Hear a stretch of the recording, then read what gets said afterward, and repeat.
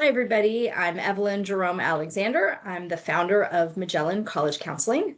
And my team and I have been guiding students and families through the college search and application process for 15 years. I'm excited to present to you tonight College Admissions 101. So I'm going to get started and share my screen. And I've got a live audience here with me. And I'm also recording. So if you're watching this on the recording, I welcome your questions. So let's get started. So again, we're talking about College Admissions 101, and I'm letting people in as we go. And I am your host. I'm Evelyn. As I said, I'm the owner of Magellan College Counseling. I'm based in Southern California. Our team is all over the country. Actually, we have 18 counselors. And as I said, we help high school students and their families navigate the college admission process. We actually also, I should always say this, we also work with transfer students. So those students who started one place and want to end up at another, whether it be a four-year college or a community college, we also help with that transfer process.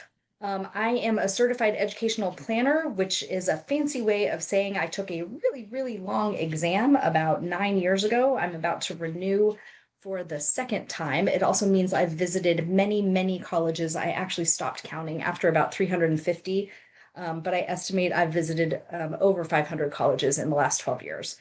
And some of them more than one time because things change. I also teach in UC Berkeley's college admissions advising program, which means I teach people how to be college counselors. And I'm also a member of several professional organizations, the Independent Educational Consultants Association and the Western Association for College Admission Counseling. Both of those are among the ways that I keep myself informed, and everybody on our team has a certificate in college counseling and is also a member of at least one professional organization, so that we are always working very hard on keeping up to date on what's changing in college admission. And if there's one theme that you take away from today, to be honest with you, it's probably that things change really rapidly, much more rapidly than any of us would ever have expected. And so that's part of our job, is to stay on top of what's new.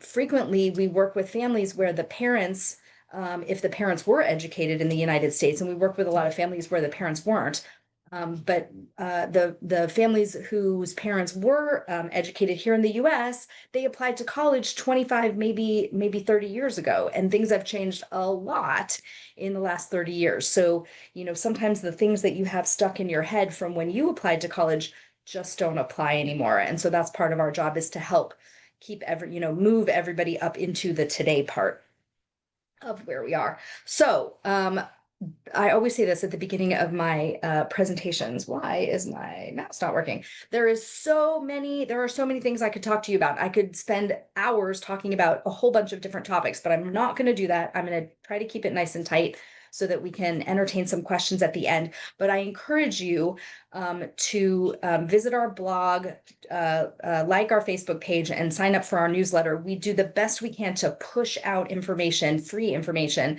as frequently as we can. I'll also, for the folks that are with me live, I will share at the end, I'll share a landing page where you can actually download this presentation. So you don't have to frantically take notes as I'm talking. So today, here are the sort of topics that I'm going to touch on. What do colleges consider in the admission process? I'm going to go through a big list and sort of help you get a feel for where the weight is, and frankly, where you can and should be spending your efforts. So that leads us into the second part. What can you be doing now to prepare to present the strongest application possible? What does college fit really mean? And why do people like me talk about that and use that term so much? And then what are some of the stress points in college admissions, and how can you avoid them? So I'm going to give you as many resources as I can. I'm just going to start with the bad news. I always joke that I'm always just full of bad news. And these are all data points that you've heard and you see them in the press all the time. And that's why I'm not going to dwell on it. The numbers are ratcheting up in some ways and ratcheting down in other ways, right? So it's kind of obvious if a college that has a limited number of seats in their freshman class gets more applications, they're going to admit the same number of students, but that's going to push the admit rate down. You probably call it the acceptance rate. I call it the admit rate. And that's why you're seeing, crazy statistics like Harvard rejecting 80% of the valedictorians who apply each year. And I will spend a moment talking about why exactly that's happening and how exactly that's happening. But really, you want to think about college as a place where data is important, right? We're talking about a limited number of seats, and that's why all of these data points are really true. So again, going back to when you applied versus students today, the list on the left are the 8 colleges that make up the Ivy League, right? And you can see what their acceptance rates were in 1995, right? I applied to college in 1987, fall of 1987. So class of 95 would have applied in 1991, right? These would have been the acceptance rates 34 years ago. My math is not perfect. And today, on the right column, you're going to see a list of colleges where the acceptance rate today basically corresponds to what the Ivies were 30 years ago. And you might look at that list on the right and go, I've never even heard of Lafayette College. I've never even heard of Fairfield University. And yet it has an admit rate of 30%, 33%, which is equivalent to what Columbia's was, 30 years ago in the parent generation. So this is all to say, one of my goals here is to help you shift your mindset, right? A lot of people, people come to me all the time and they say, is such and such a good school, right? Is the University of Richmond a good school? Well, it depends on how you define good. And what I always say is the right question for you to ask is actually, is it a good school for you? And I can't answer that unless I know you know you, parent and student. So you're the one who really has to do the research. And if you only are looking at the admit rate or the acceptance rate as an indicator of whether or not a college is good, it would be really hard to argue that the University of Richmond, which admits, basically 1/5 of the students who apply, is not a good school. But I'm here to basically argue to you that you wouldn't want to use that number and only that number to determine if that school is good. And I'll give you some tools that you can use to assess whether or not a school is good for you. Okay, so here I am reaching down to touch the dog down here to keep him quiet. All right, so here's the good news. I like to follow up the bad news with the good news. The good news is there are 2,200 four-year colleges out there. There are tons of options, and really it's up to you and me when a family invites me in to help them with it. Narrow that list down and really identify what the good fits really are. I'm not going to click the links in the presentation, but I do invite you, like I said, to download the presentation and click on all these things. That next data point has a list of all the things employers are looking for. And I'm going to tell you something. It's not what college you went to. They're not looking for the prestige of the college that you graduated from. And I have this conversation with parents almost on a daily basis. I have parents say to me, well, it would be better if she went to a college that everyone's heard of, right? The truth is, it would be better if she went to a college where she felt supported and she felt happy and successful, and had the support of the community around her, because that is going to propel her to feeling like she succeeded at college. She's going to be better for the workforce if she has a positive experience in college. And that has nothing to do with the college's prestige. So I sort of covered most of the points I think on this slide, and I'm going to zip into, this is literally my favorite slide. And as I told you, I've been doing this for 15 years. I've been presenting this slide for ever since I started giving presentations. And basically not much has changed on this slide. This list is a list of the factors that colleges are considering when they're making admission decisions, and they're in order.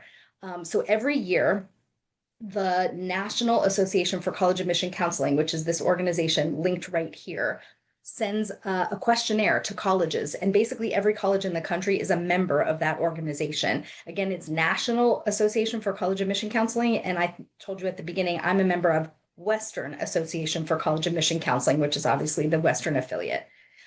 And when they get the information back from the colleges, they put it together in a report that they call the State of College Admissions. That's the SOCA. And one of the questions they ask is, what do you consider when you're making your admission decisions? And in order, what colleges are considering: grades, and then rigor, and then GPA and rank. And I consider those to be like sort of the number part of your application, right? And if you're a ninth grader, you have control over those right now. If you're a 10th grader, you have control over those right now. If you're an 11th grader, you don't have control over ninth and 10th. That's done, right? That's in the bag. You still have control over your junior year. You still have control over the courses that you're going to take senior year, or maybe the college course that you're going to zip in the summer between 11th and 12th grade, right? That's rigor. So you still have control over some of that. If you're a senior, different story. We have a little bit less control over those things.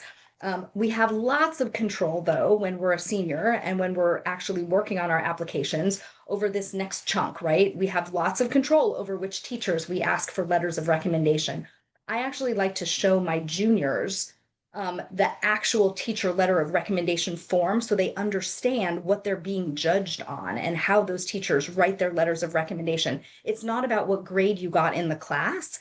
It's really about the human being that you are and how you contributed to the classroom, how you supported your classmates, how much you respected the teachers, maybe how you responded to setbacks. These are all things that are actually on the teacher letter of recommendation form. So I always show it to my juniors and I say, which classes could we really ramp up those empathy and performance items, character items, so that at the end of the school year, when you ask those junior year teachers for your letters of recommendation, the teacher is going to jump right in and say, absolutely, Sarah, I will absolutely write you a letter of recommendation. Essays, I'm going to talk a little bit more about essays and what should go into them and maybe what shouldn't go into them a little bit later, but they're very, very important in the application process. Leadership and your extracurricular activities. Colleges consider themselves a community, right? So when you are applying to college, you are doing so as an academic and as an intellectual human being, but you're really asking to join a community, an existing community that colleges have established for themselves. And so your extracurricular activities and your leadership in high school, how you contribute to your communities in high school, tells the colleges how you are going to contribute to their community if they invite you in. So these things in the middle, we like to say, are an opportunity for colleges to see the character that you have and what you will bring to their community. So those are really important. There's something called demonstrated interest, and I'll talk a little bit about that in a little bit. Some colleges consider it, some absolutely do not. So it's important where it's important, and then some places it's not important at all. And then there's this thing called institutional priorities, and I'll link for the live folks, I'll put in the chat a blog post that gives a fabulous explanation of what institutional priorities are. And for those of you watching the recording, I'll make sure that that article is linked. Basically, what institutional priorities mean is, the easiest way to think about it is if you're an athlete, if you're a goalie for your soccer team, you're going to look at the roster for the college's soccer team, and you're going to see how many goalies they have and how many of them will be graduating by the time you're starting as a student there. Right? If all their goalies are graduating, it's an institutional priority for them to recruit a goalie. That's an obvious way to think about it. But colleges have a plethora of different categories of institutional priorities.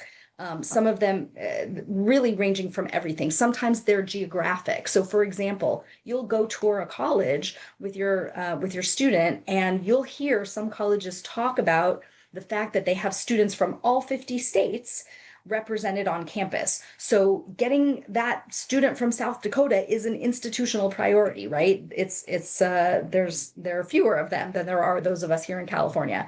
I have people say to me who are Californians, I'm applying to such and such college on the East Coast and I'm from California. So that makes me interesting and special. And I have to break the bad news to them that unfortunately California has basically the second highest number of graduating high school seniors in the country. And we are not a special group anymore. We are quite large in the applicant pool. So that doesn't unfortunately make you stand out if you're a Californian.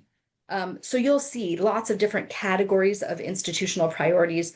Sometimes they are geographic, sometimes they're visual performing arts based or sports, sometimes they're racial or ethnic, sometimes they are a lot of colleges are prioritizing right now students from rural areas and or students whose parents did not go to college, right? So there's a lot of colleges and college systems. Like I said, I'm here in California. The UC system and the Cal State system are among them, who are really looking to prioritize those who are the first in their family to go to college, which is kind of hard to argue with. I have to say, a lot of people are angry if their kids don't get into a UC, but it's really hard to argue that, that giving the spot to someone whose life will literally be made better by going to college doesn't deserve that spot. It's a hard argument to make.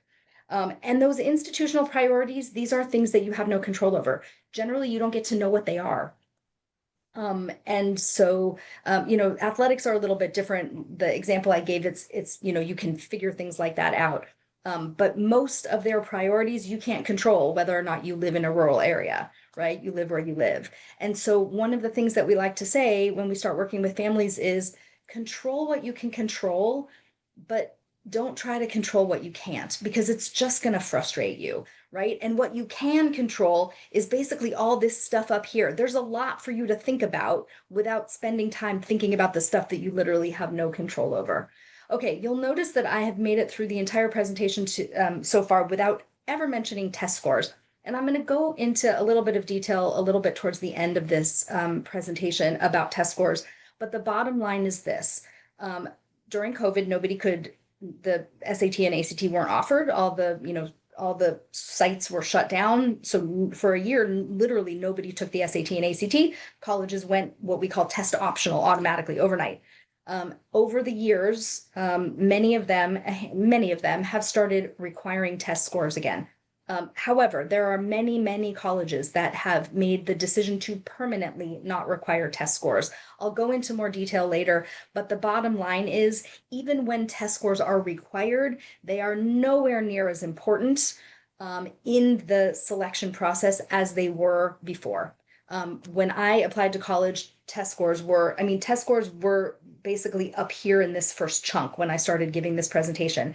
I'm not exaggerating when I say they are down here. They are minimally important to the extent that they matter at all. And again, many colleges won't consider them at all, won't accept them. The UC system, there's no place on the application to even enter your SAT scores anymore. Okay, so let me talk to you about this word holistic, because you may hear it. The bottom line is most colleges are holistic in their admission process. And the bottom line of what that means is, sort of my joke about it is, it means they can admit whoever they want. It means that they are looking at the whole student. They are not just looking at grades and test scores. They are looking at the human being that you are. A lot of students and parents say to me, they'll get waitlisted somewhere and they'll say, but my SAT score was here and my friend whose SAT score was lower, my friend got in. How is that? That's what holistic evaluation really is. And it seems really unfair, because if you're a very high performing, high score, lots of rigor student, and someone with less rigor or lower grades or lower test scores gets in, it feels unfair. And this is where we have to remind you that the college admission process isn't structured to be fair. It isn't structured to happen the way it wants to happen inside your brain, which is that colleges pick the top kids out of their pool. Wouldn't that make sense? It would be so easy. And then a machine could do it, but that's not how it works. They are reading each application. They are human beings, by the way, reading each application. And they are making a decision based on how much they think you will contribute to their community, how much they think you'll fit, how much they like you. So I actually say, when we do essay brainstorming with our seniors, I say the goal of every essay you write, and frankly, the goal of your application as a whole, is to be memorable and likable. Why? Because in life, as we all know, we're adults and we've experienced this. In life, you invite people into your circle who you like. That's just how things work. And there is nothing different about college admissions. And sometimes it's unfair. I'm here to validate that for you. Sometimes it's unfair. But if you know this going in, if you understand and have as your goal not to check every box of all the things you think you should do, but to find the places where you can actually legitimately contribute, that will make your application that much stronger. Okay, here's part of the problem that we're experiencing right now. This is a chart of where average GPAs for graduating high school seniors have gone from 1965 to 2022. That's the last data that we have. Okay, so I'm going back to my experience. I applied to college right around here. When I applied to college, about, let's call it 40% of college applicants had a straight A average, right? A plus, A, or A minus. So let's just call that, wait, I went ahead. Let's just call that a 4.0 average. That's A's, right? But look what has happened. Holy cow, this is grade inflation.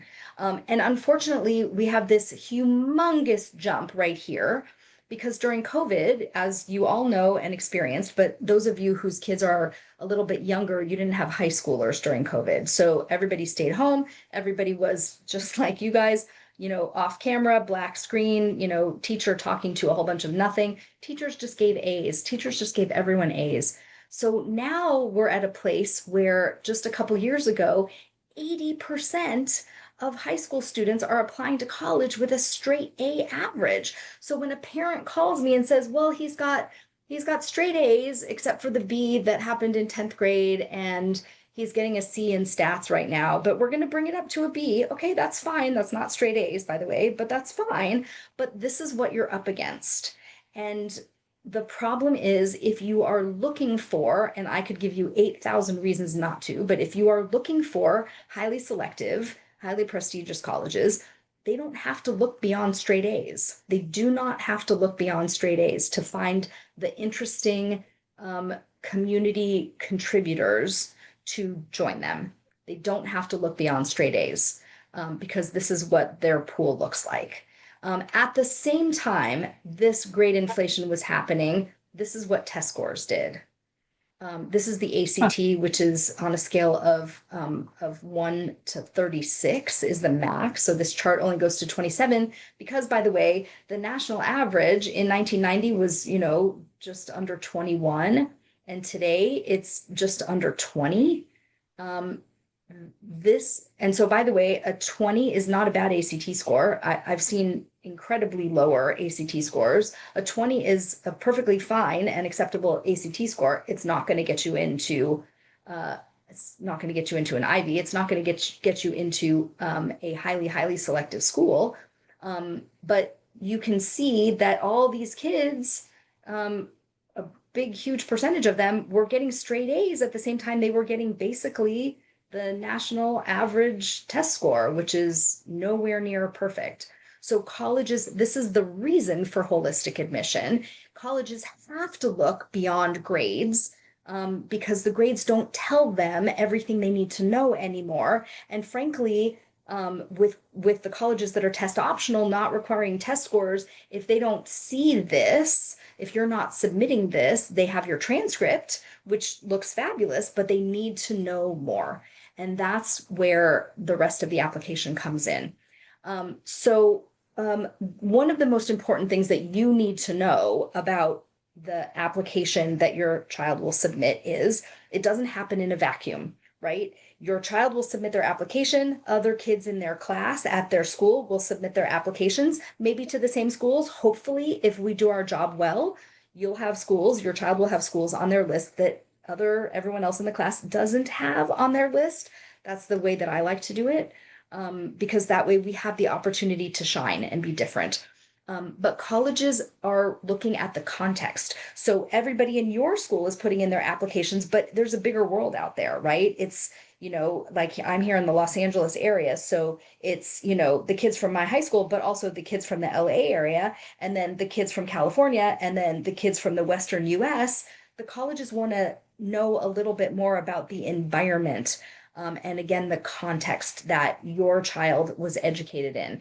So there's this document called the school profile. And again, I want you to click on this link when you get it. I'll send everybody all the links. I'll send everybody all the links who was on the webinar, and for the recording, I will list all the links in this presentation. But this article will explain to you that there's a document that travels with your transcript that gives the colleges that context. So for example, I'll give you 3 examples actually. So there's 3 high schools not too far from where I live. Downtown Magnets High School is in downtown Los Angeles. It's a Title I school. Most of the kids are will be first in their family to go to college. Most of them, English is not their first language. There's another, but it's a public school. There's another public school in Manhattan Beach, 15 miles away. It's in a much wealthier area.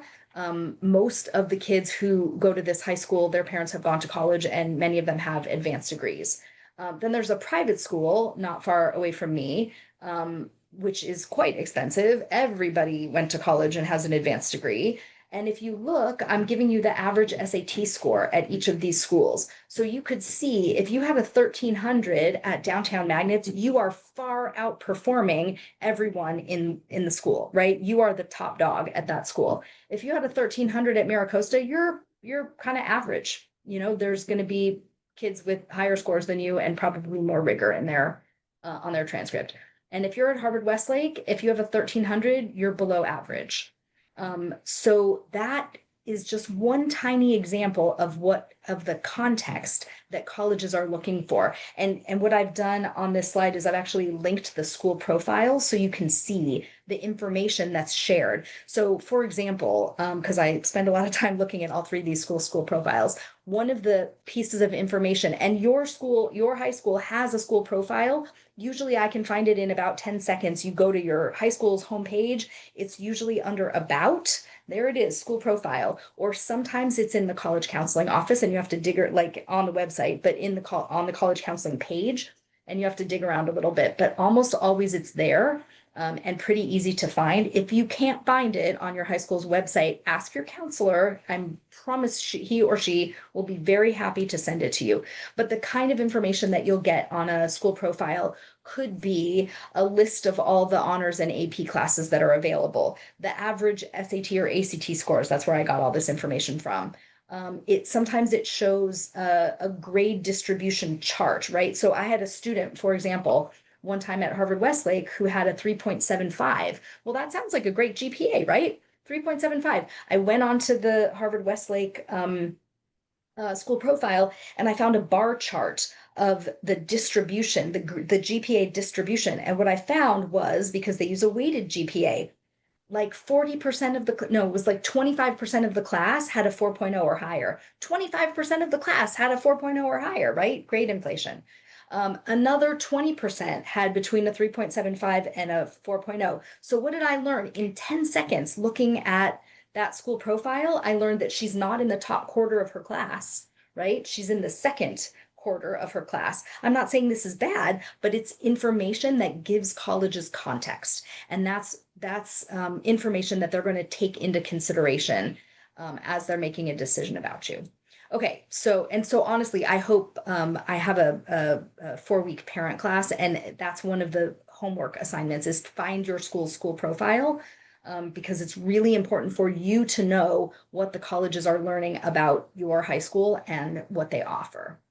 All right, so let's talk a little bit about setting yourself up for success. How can we, that's actually why you came tonight, right? How can we look better in our college applications? So one of the most important things that I want you to really, really focus on is the core curriculum subjects, which are English, foreign language, history and social science, lab science, and math.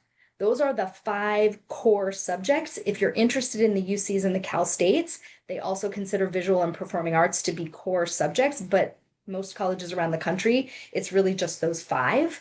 And I really want you to think about doing 4 years, all 4 years of all of those core subjects. So when I say that, what am I really talking about? Of course, you have to take 4 years of English. You definitely don't have to take 4 years of foreign language. There's some high schools, even some high schools near me, that don't require any foreign language at all, which it makes my head explode that you can graduate from a high school in California and not be eligible to apply to our state university systems because both the UCs and the Cal States require 2 years of a foreign language minimum, 2 years minimum, but that's the minimum.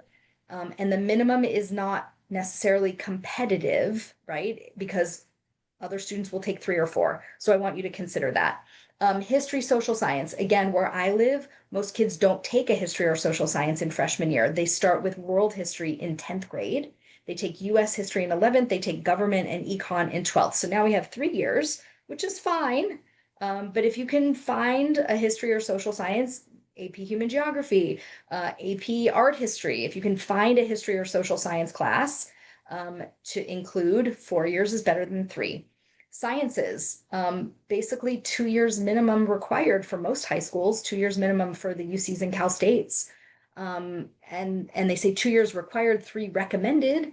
I'm going to tell you 4 recommended because especially if you're pre-med, if you're interested in science, I've had some kids double up on their science in 10th and 11th grade because their school let them and because they're applying for science majors. It just looks stronger if you do more.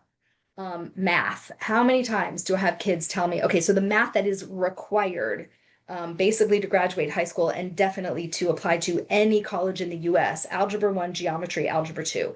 Those are the minimum. You do not have to rush and take Algebra 2 over the summer between 9th and 10th to get to calculus faster. There is no benefit to getting to calculus before senior year, to be honest with you.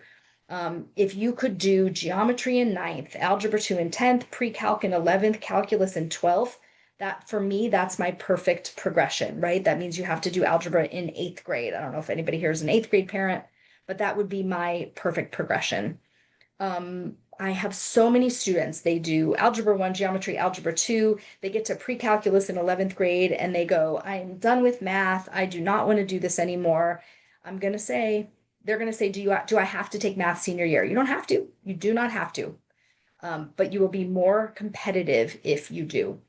The other thing I was going to say about math, what was I going to say about math? I have an article that will answer the question, when is the right time to start prepping for the SAT or ACT? And the short answer, I'm so bad at short answers, but for you today, I got a short answer. The short answer is when you have completed Algebra 2, you are ready to start prepping for the SAT or ACT.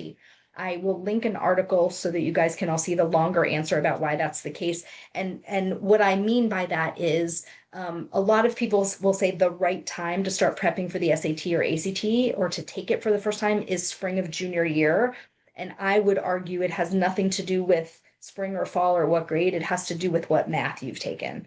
And I would also argue that spring of junior year is probably laden with lots of AP exams and studying, and layering one more very stressful exam on top of that may not be the best idea. All right, so we're looking for competitive, not minimum. Okay, extracurriculars. What's the point? Extracurriculars, like I said, you are looking for ways to show colleges how you contributed to your community. I'm just going to tell you a funny story because it just happened to me today. So this is obviously a 4-boat. This team is Boston College. This was my student. I literally just today in the mail got her college graduation announcement. Isn't that sweet? She mailed me her graduating from college announcement. She did not row in high school. She skied and she played soccer and she ran cross country. But she was able to show colleges, all the colleges she applied to, how she participated in those team sports, which helped them see her as an athlete and as a team player, which when she got to Boston College, what did she do? She tried out for the crew and she had a great 4 years rowing, having never done it before. So extracurriculars really help colleges see you as a contributing member of the communities that you are in high school. I get asked all the time, is student government better than basketball, or is 4 years of Model UN better than mock trial? You know what? It does not matter what you spend your time on. It does not matter which activity you do. What matters is that you have a handful, not 50, not even 10, a small handful of activities in which you are deeply involved, where you can express your values, where you can rise to some type of responsibility. You do not have to have a title. You do not have to be a founder or a co-president or an anything kind of president. All we're trying to do is show your character through the way that you have spent your time. And what you'll find is that being deeply involved for a period of time in an activity will almost automatically bring you to the point where you are contributing as opposed to just showing up, right? So if you're involved in 10 things, all you're doing is showing up because you're always running to the next thing. Oh, I can't stay too long because I have to go to violin practice. Oh, I can't stay too long because I have to go to cross country practice. If you push that out of your head and actually stay too long, you will develop relationships with the people in that organization. You will have more quantifiable impact. That's the word I was looking for. You will have quantifiable impact, and colleges are looking for your impact. This list is really just obviously a short list of some character traits. I could send you pages and pages, but we like to give our students just something to get the juices flowing and like help them think about like, compassion. What have I done that has shown compassion? Oh, that volunteer work that I do where I paint old ladies' nails at the old folks' home every Saturday. That's compassion, right? That would make a great essay. I know it sounds like a silly little nothing thing, but that's really what we're using our extracurricular activities to do. All right, so how do we get to a successful college application process? Really, step one is to stop thinking about college as a reward, right? It's not about the sweatshirt or the bumper sticker. It's really about finding a college that is a good fit for you. So we always say, I want the same thing for your child that you want. I want them to be happy and successful. Let's figure out what will make that happen. It's funny, I just did this today with one of my juniors. We have an activity that we go through where we help them think about what are your must-haves, right? So like if you're a city kid, if you grew up in a sort of urban suburban area, you might not want to be in the middle of nowhere, right? But if you're a suburban kid, you might not want to be right in the center of a city. So we have to think about what are those must-haves. But the bottom line is none of it is about prestige. None of it is about the name of the college. It really needs to be about where you are going to fit and have a good experience. The Gallup organization did a survey many, many years ago of college students and came up with this list of what makes a college experience successful. And these are the things that it really comes down to. Connecting with a professor who makes you excited about learning, working on a long-term project, professors as mentors and friends, a job or internship where you can apply what you've learned, and extensive involvement in extracurricular activities. By the way, people ask me all the time about the prestige of a college's name and won't that help a graduate find a job right after graduation. And here's the real answer to that question. You just have to believe me because it's true.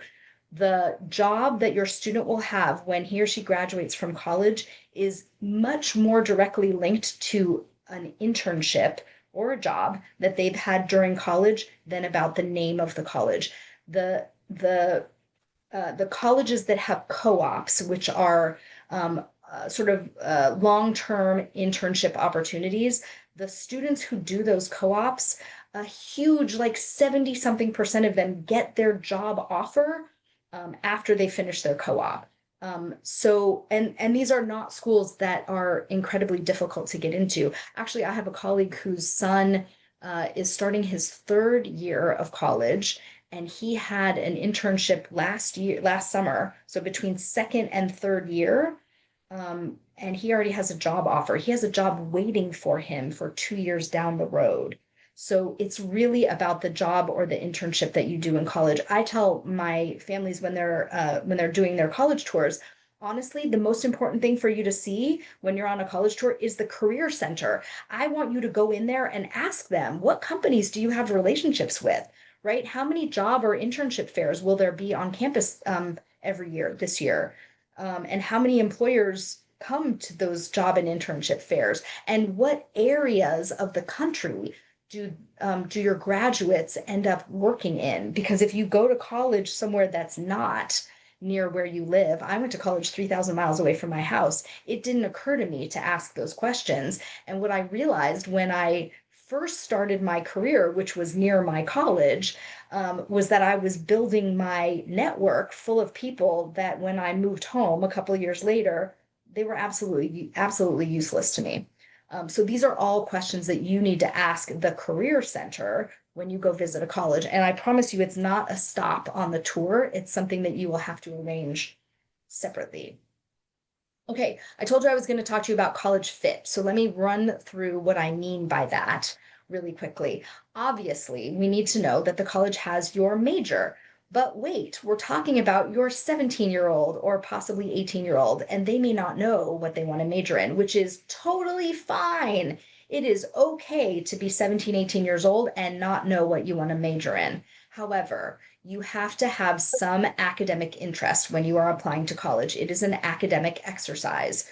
So you need, if you are undecided, you need two things. You need to know that the college has a program to help you decide, right? A lot of colleges have very specific programs for undecided students, and you should ask about that if you're undecided. And the second thing is you should think about the topics that you are interested in, and you should research all of them at each college so that you know if you start as a psychology major and then you realize that you hate it and you really wanted to be an anthropology major, that you can walk out of this building and walk across the quad and walk into this building and stay at the same place, and they can accommodate that. So academics first. Next is student life. So here's a crazy piece of information that my students almost never believe, because your high school students go to high school in the morning and they're there for 4, 5, 6, sometimes 7 hours. And then they come home and they're sort of toast, right? So in college, you will be in the classroom 15% of the time, 1-5. That means you will be not in the classroom 85% of the time. We need to know that there's some stuff for you to do. Now, I'm going to tell you something. When you start going on your college tour guides, I promise you that you will hear this. You will hear it multiple times. Remember, I've toured 500 colleges. Your tour guides will say something to the effect of, we have 160 clubs here on campus, or we have 860 clubs here on campus. But if you can't find one that is a good fit for what you like, all you need is to find 4 friends and get a professor, a mentor signature to be your advisor, and you can start your very own club here. And what I say to that is, when you are launching into a new experience in college, I don't want you to have the pressure of having to start your own club. I know it's fun and exciting when you're in high school, but I want you to parachute into college and land in the welcoming arms of a club that does exactly what you love doing. These are your people. We are finding your people. If you want to start a club your sophomore year, your junior year, that is awesome. But I want there to be clubs there of things that you actually love to do right away. Okay, we talk about size, small college, medium, large, extra large. Your high school student will probably not really have a good understanding of what this means. And so the way I would present it is, so picture a lecture hall with like 300. Could you successfully absorb information, take notes? I think you can't hear it, but I can. Could you successfully sit in that lecture hall with 300 people in it, take notes, really get the information, take an exam and succeed? Probably not having that much communication with the professor directly. Would that work for you? And for some kids, it will. And that's totally fine. I'm not here to talk anyone into or out of whether a big school experience is good or bad. It's not up to me, it's up to you. At a smaller school, I'll tell you what I hear from tour guides at small schools all the time that I think is so cute. So at a large school, I will say to the tour guide, tell me about your relationship with your professors. And they'll say, oh, they have office hours for 2 hours every week, and you can go whenever you want. Okay, that's cool, office hours. And I'll ask the same question at a smaller college, and the tour guide will say something like, oh, well, I babysit for my anthropology professor every Friday. It's a different relationship. And so you need to, and your child really needs to think about what kind of relationships. Remember on the slide about professor relationships, it's really important. What kind of relationships does your student want to have in college? That's where size really comes in. The obvious ones are, how far away from home do you want to be? Do you want to be in a city? Do you want to be close to home? Are you comfortable getting on a plane? This is a little bit of the tough love slide. So this is where I say the student needs to do the research. The student needs to reach out to other students, and keep in mind that they do it, they don't call each other anymore. They do it online in chat bots and all that stuff. I always have my students name 5 things they love about each school on their list that is not related to ranking, reputation, sports, or location, because none of those things are things that you can impact as a new student.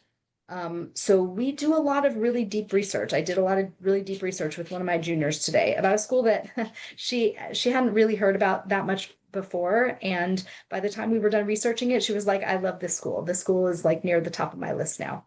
I understand they changed their mind a lot. So it may not be at the top of her list at the end of the school year, but and then we get to the admission part. So remember about that that list of what colleges consider. Your grades and your test scores, if they require them, need to be within or above the college's middle 50%. That's a number that colleges will report. So they'll report a range of GPA, and they'll say our students the middle 50% of our admitted class had between a 3.4 and a 3.7 GPA.